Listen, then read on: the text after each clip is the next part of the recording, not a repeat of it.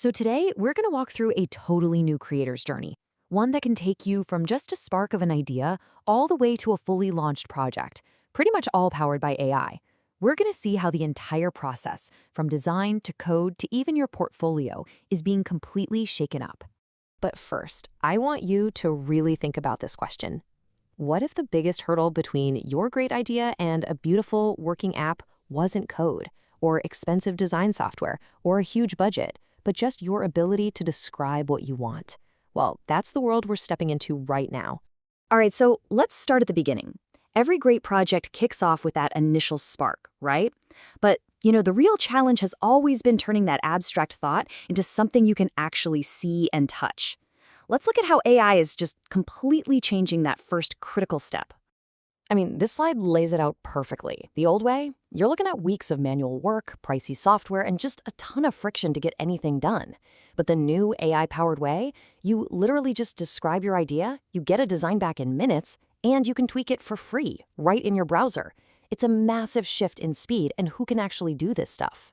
So the first key piece of this new puzzle is a tool from Google Labs called Stitch. Now, this isn't just another mock-up tool. It's an AI UI generator, and its whole goal is to be the absolute fastest way to get from an idea in your head to a polished design on your screen. And the process? It's ridiculously simple.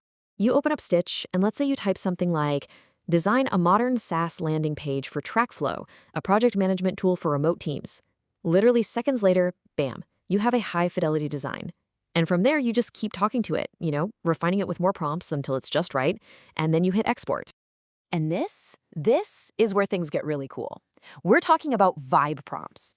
Instead of having to spell out every single technical detail, you can just describe a feeling or point to a brand you like, saying you want a design to feel premium like Stripe, or maybe playful like Duolingo.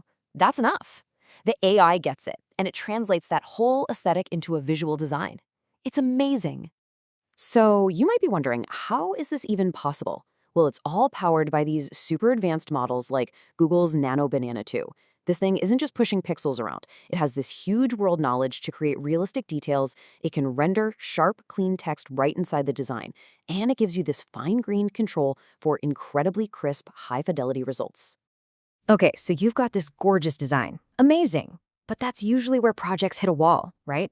The next big hurdle has always been bridging that gap between a static picture and real functional code. And this is where the developer community got really, really clever. They figured out this super powerful workflow. It's not an official feature or anything. It's more like an insider tip that's been passed around, connecting the designs from Stitch directly to a code-generating AI like Claude Code. So here's the playbook. After you get your design looking perfect in Stitch, you use the zip export.